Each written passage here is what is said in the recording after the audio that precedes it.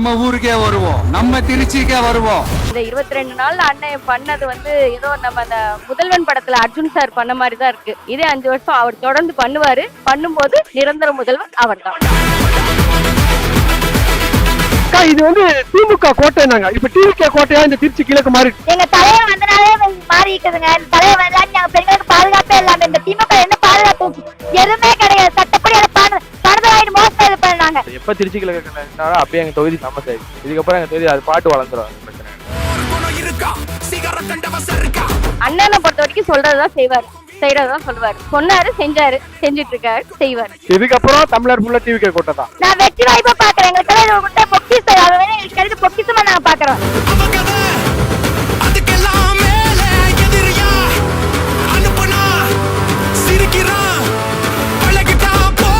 Credit card over ஜிவா multiple EMI stress இனி ஒரே இஎம்ஐல ஈஸியா மேனேஜ் பண்ணலாம். Power of one EMI. அக்கா இது வந்து திமுக கோட்டைனாங்க, இப்ப டிவிகே கோட்டையா மாறிடுச்சு. எப்பயே மாறிடுச்சுங்க ப்ரோ. எலெக்ஷன்ல அண்ணன் எப்ப ஜெயிச்சாரோ அப்பயே மாறிடுச்சு. அவர் ராஜினாமா பண்ணிருக்காரு இல்லையா இந்த தொகுதியா? உங்களுக்கு இது வருத்தமா இல்லையா? ரொம்ப வருத்தம் தான். ஆனா அண்ணன் எது சொன்னா செஞ்சாலுமே அதுக்கு ஒரு ரீசன் இருக்கும். அதுக்கு என்ன ரீசன்ங்கிறத இன்னைக்கு கண்டிப்பா சொல்லுவாருன்னு எதிர்பார்க்கிறோம்.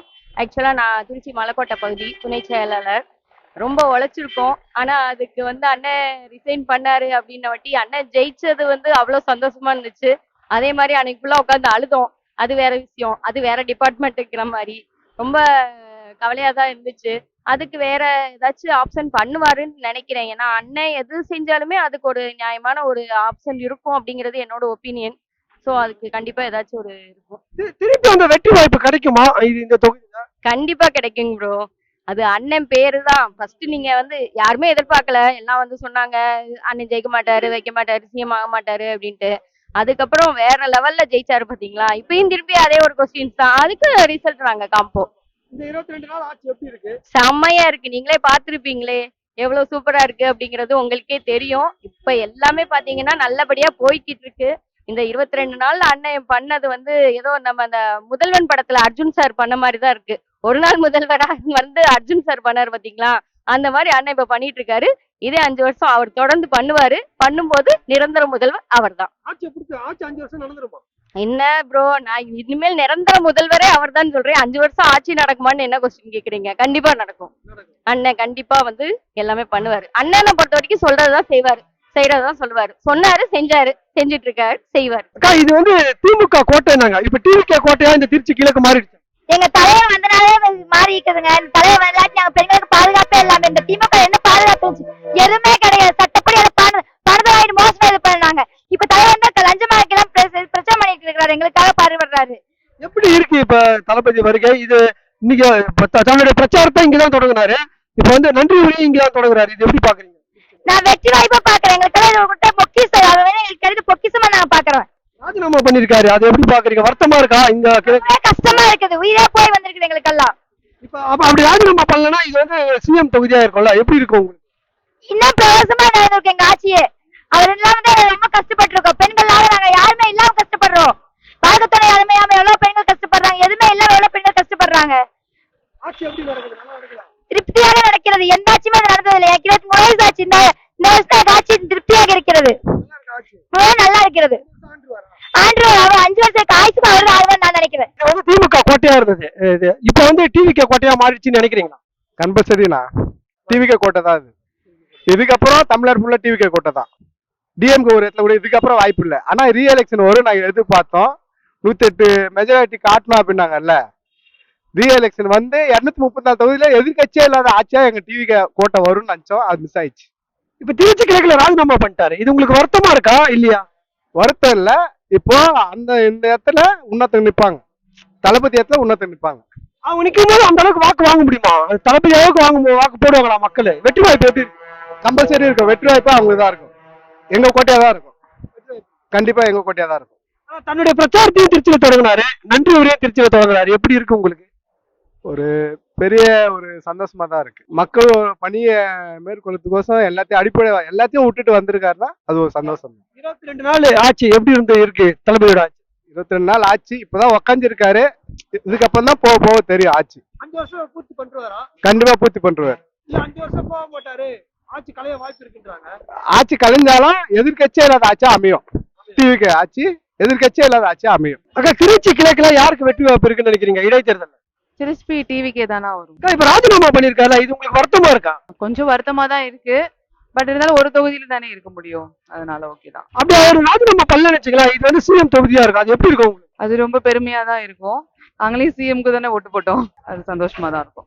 இப்ப திருச்சியில தான் வந்து அவரு பிரச்சாரமா தொடங்கியிருக்காரு, நன்றி உரையும் இங்கதான் தொடங்குறாரு, எப்படி பாக்குறீங்க? எனக்கு ரொம்ப சந்தோஷமா இருக்கு. சரி, ஒருத்தருக்காவது அவரை பார்க்க முடியுமா அப்படிங்கறதுக்காக தான் எந்த டைமிங்ல உள்ள விடுவாங்கன்னு கேட்க வந்தோம். இந்த 22 நாள் அவரோட ஆட்சி எப்படி இருக்கு? நல்லா இருக்கு. இப்பதானே வந்திருக்காரு, கொஞ்சம் டைம் கொடுத்தா தானே எல்லாமே பண்ண முடியும். திருச்சி கிழக்கு எங்க பாட்டி ஊர் தான். நான் ஆக்சுவலி பெங்களூர்ல இருந்து வந்திருக்கேன். திருச்சி கிழக்குல ராஜினாமா பண்ணது கொஞ்சம் ரொம்ப வருத்தமா தான் இருக்கு. திருச்சியில நிப்பாரு அண்ணன் நினைச்சேன். திருச்சி என்ன இருந்தாலும் திருச்சி இருப்பாரு. பெரம்பலூர் ரிசைன் பண்ணிப்பாருன்னு நினைச்சேன். ஆனா திருச்சி ரிசைன் பண்ணிருக்காரு. ரொம்ப வருத்தமா தான் இருக்கு. இப்ப திருச்சியில ஒருவேளை அவர் இருந்தாருன்னா சிஎம் தொகுதியா இருந்திருக்கும், அப்ப எப்படி ஆமா. இருந்திருக்கும் உங்களுக்கு? ரொம்ப சந்தோஷமா இருக்கும். சொல்லவுக்கு முடியாத அளவுக்கு ரொம்ப ஹாப்பியா இருப்பேன். ரொம்ப ஹாப்பியா இருப்பேன். இடைத்தேர்தல் வருது இல்லையா, திருச்சியில இடைத்தேர்தல் வருது, யாருக்கு ஆதரவு அதிகமா இருக்கும்? எனக்கு அந்த அளவுக்கு திருச்சியில யார் யார் நிப்பாங்கன்னு தெரியல, ஐடியா இல்ல. ஆதரவு இந்த வாட்டி யாருக்கு இருக்கும்? ஆனா விஜய் எனக்கு தான் இருக்கும். விஜய் எனக்கு தான் கன்ஃபார்ம். விஜய் எனக்கு சார்பா யார் வேட்பாளரா நின்னாலும் அவங்களுக்கு தான் ஆதரவு. இது வந்து திமுக கோட்டைன்னு சொல்லியிருந்தாங்க, இப்ப டிவிகே கோட்டையா இருக்கு, எப்படி இருக்கு பாக்கலாம்? கோட்டையா மாறிச்சுன்னு நினைக்கிறீங்களா? மாறிடுச்சு, ஆல்மோஸ்ட் எல்லாமே மாறிடுச்சு. இனிமே வரும் போற எல்லா வருஷமும் நம்ம அண்ணா தான் இருப்பாரு, விஜய்னா தான் இருப்பாரு. 2029ல பிஎம் ஆகுறதுக்கும் சான்ஸ் இருக்கு. ராகுல் காந்தி அண்ணன் அவங்க 2 பேரும் சேர்ந்து ஏதாச்சும் ஒரு பண்ணாலும் பண்ணுவாரு. திருச்சியில தான் பிரச்சாரத்தை தொடங்கினாரு, நன்றி உரையே திருச்சியில தான் தொடங்குறாரு, எப்படி பாக்குறீங்க? ரொம்ப ஹாப்பிங்க, ரொம்ப ஹாப்பிங்க. திருச்சியில அதுவும் இப்போ சிஎம் ஆகி முதல் தடவை இந்த பிரச்சாரம் பண்ண போறாங்க, அதுவும் நன்றி விழாவா.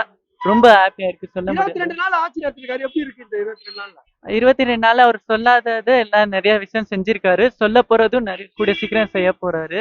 அதுல ரொம்ப சந்தோஷமா இருக்கு. நிறைய மாற்றம் பார்க்க முடியுது. 5 வருஷம் ஆட்சி முடிவுபடுத்துவாரா? 5 வருஷம் ஆண்டு வரா? 5 வருஷம் என்ன, வரப்போற எல்லா வருஷமும் அவர் தான் ஆச்சு. ஆனா திருச்சியில தன்னுடைய பிரச்சாரத்தை ஆரம்பிச்சாரு முதல்ல, இப்ப வந்து நன்றி உரையும் திருச்சியில ஆரம்பிச்சிருக்காரு, இது உங்களுக்கு எப்படி இருக்கு? சந்தோஷமா தானே இருக்கு. அவரு சிஎம் ஆனதுக்கு அப்புறம் ரொம்ப சந்தோஷமா இருக்கு. திருச்சி மக்களுக்கு ஏதாவது நல்லது செய்வான்னு நினைச்சேன், ஆனா வந்து நன்றியோட சொல்லிட்டாரு. இதுக்கப்புறம் அவர் முடிஞ்ச ஆளால திருச்சி கிழக்கு நல்லபடியா செய்வார். அவர் எப்ப திருச்சி கிழக்குல நின்னாலும் அப்பயே எங்க தொகுதி ஃபேமஸ் ஆயிடுச்சு.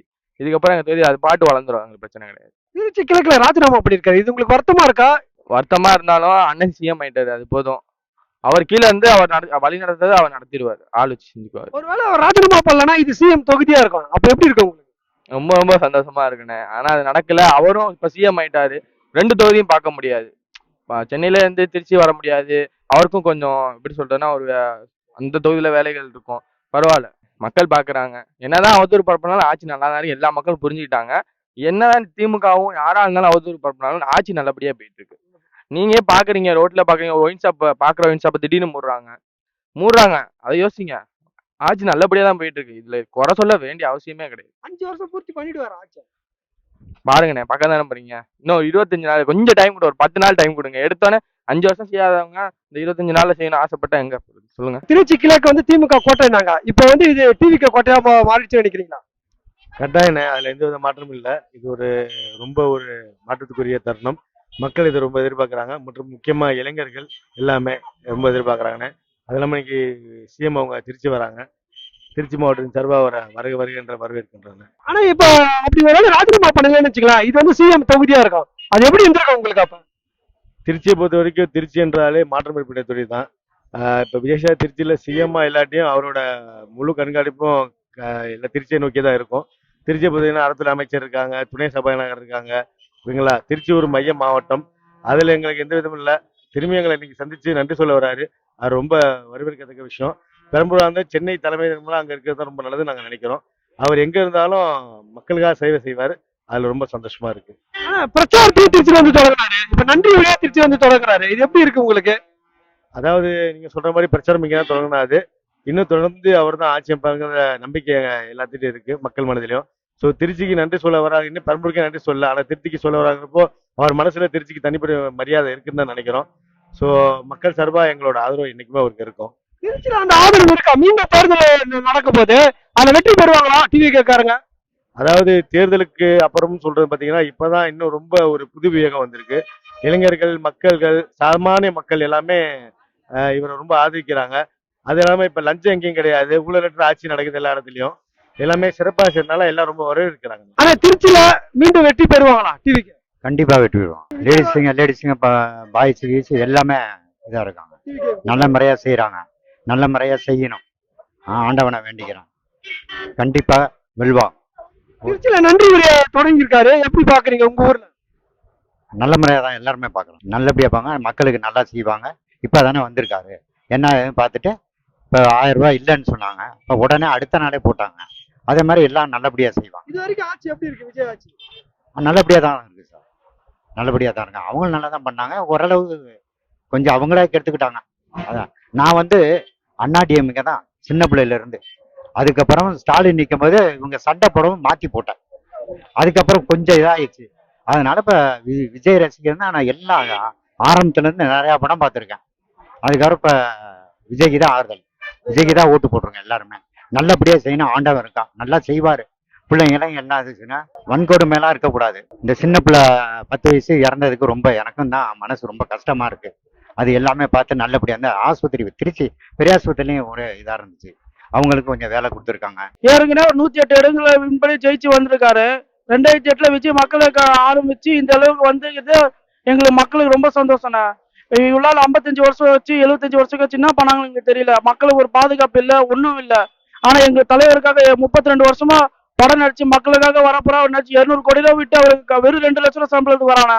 எதுக்குண்ணா அவர் வரணும்? மக்களுக்காண்டி வரங்காண்டி அவர் வராரு. ஒரு வாய்ப்பு அவர் கொடுங்கண்ணா. அவருக்கு தமிழ்நாட்டுக்கு நம்ம நல்ல நிலைமை நம்ம கொண்டு வரவாங்க. அந்த வாய்ப்பு கொடுத்துட்டாங்க இல்லையா? இந்த 22 நாள் ஆட்சி எப்படி இருக்குன்னு நினைக்கிறீங்க? 22 நாள் ஆயிடுச்சு. இப்போ அவருக்கு இன்னும் நல்லா டைம் கொடுங்கண்ணா. இப்ப நல்லா பாதுகாப்பு எல்லாருக்கும் இது ப்ரொடெக்ஷன் கொடுத்துருக்காங்க.